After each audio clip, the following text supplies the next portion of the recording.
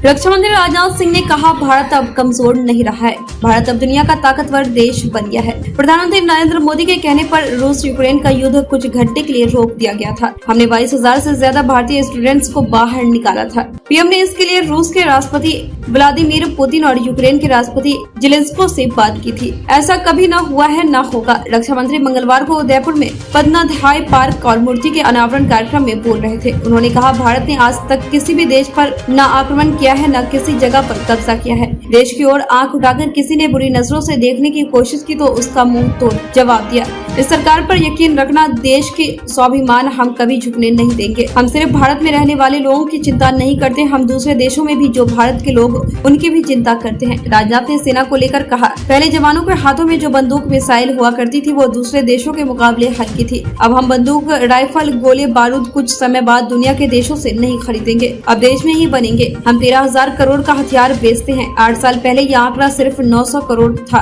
साल 2047 आते आते यह 2.75 लाख करोड़ का होगा। उन्होंने कहा, अमृतकाल 2047 में खत्म हो रहा है, अब 25 साल का समय लगेगा। 2047 आते आते भारत विश्व गुरु बनेगा। राजनाथ सिंह ने लोगों से कहा है कि पन्नाधाय का जो खून था वही खून आपके शरीर में है, बस याद करने की जरूरत है। याद कर लेंगे तो कोई माई का लाल आंख उठाकर नहीं देखेगा। बोलिए, भारत माता की जय, भारत माता की जय। धन्यवाद।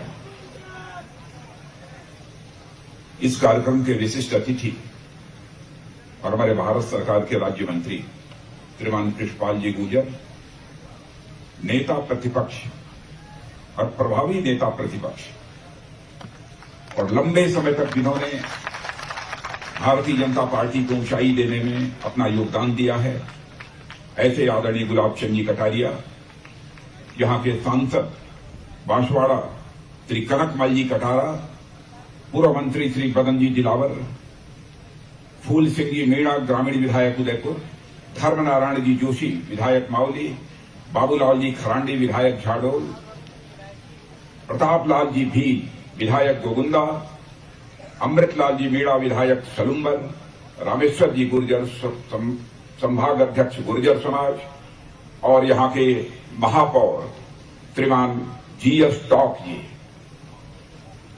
और यहां पर मौजूद मेरे सभी सम्मानित बहनों एवं भाइयों, सबसे पहले तो मैं आप सबका अभिनंदन करना चाहता हूं कि चिलचिलाती हुई धूप होने के बावजूद भी पन्नाधाय को अपनी श्रद्धांजलि अर्पित करने के लिए आप सब इतनी बड़ी संख्या में यहां पर मौजूद हैं।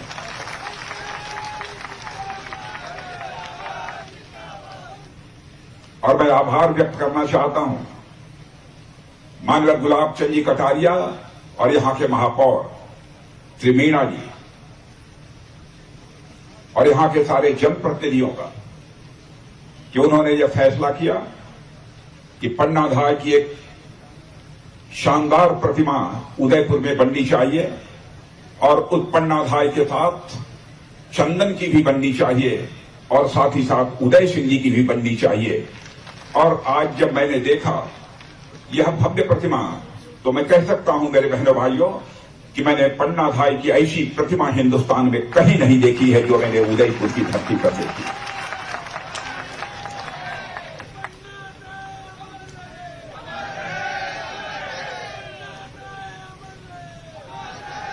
आज के कुछ दिनों पहले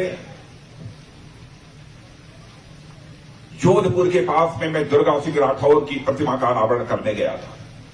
स्वामी भक्ति के मामले में दुर्गा सिंह राठौर की का कोई जवाब नहीं है। मैं बहुत विस्तार में जाकर उनके बारे में कोई यहां चर्चा नहीं करना चाहता। और आज उसके बाद इस राजस्थान की वीर भूमि किसी ने कहा है, और इसको सहज रूप से राजस्थान के वीर गाथा के पन्नों को पलटकर कोई देखे, इसे स्वीकार करेगा कि सचमुच यह ऐसे वीरों और वीरांगनाओं की हड्डियों की धूल से यह राजस्थान की धरती बनी है। शौर्य और पराक्रम का जहां तक सवाल है, राजस्थान में मेवाड़ हो, चित्तौड़ हो, राजस्थान में शौर्य और पराक्रम की कितनी गाथाएं हैं, उसके बारे में मुझे बहुत ज्यादा विस्तार में जाकर बतलाने की आवश्यकता नहीं है।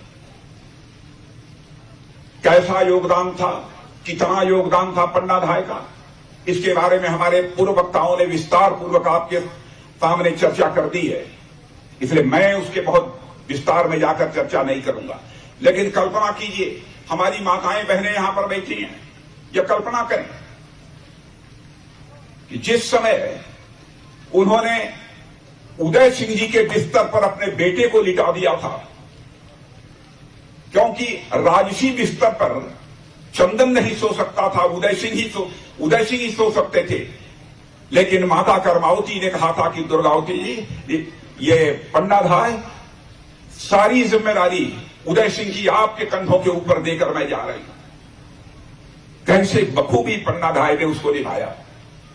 उदय सिंह के राजसी बिस्तर से उदय सिंह को हटाकर कि कहीं यह बलवीर आकर उदय सिंह की हत्या न कर दे, क्योंकि राजसी बिस्तर पर ही कोई सोया होगा तो राजकुमार ही सोया होगा और उदय सिंह की वह हत्या कर देता।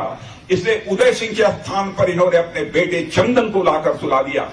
और जब बनवीर आता है और बनवीर पूछता है यह कौन है, वह बिल्कुल मौन रहती है, कोई जवाब नहीं देती हैं। बनवीर यह अनुभव कर लेता है, देखकर उसे विश्वास हो जाता है राजसी बिस्तर पर ही कोई सोया है तो उदय सिंह ही होंगे और कोई दूसरा नहीं हो सकता है। और वहां चंदन सोया था, चंदन के 2 टुकड़े कर दिए, सिर धड़ से उनका अलग कर दिया। लेकिन इसमें महत्वपूर्ण बात है जिसकी तरफ हम लोगों का ध्यान जाना चाहिए, वही उस चारपाई के पैताने पर पन्नाधाय बैठी थी, मां पन्नाधाय। उनके आंखों में आंसू की बूंद नहीं देखने को मिली। बहनों भाइयों, उन्होंने सोचा कि यदि हमारे आंखों में यदि आंसू की बूंद यदि आ गई और देख लिया बनवीर ने, तो कहीं उसको यह संदेह न हो जाए कि यह यहां पर लेटा हुआ उदय सिंह है अथवा चंदन है। बहनों भाइयों, उस माता ने अपने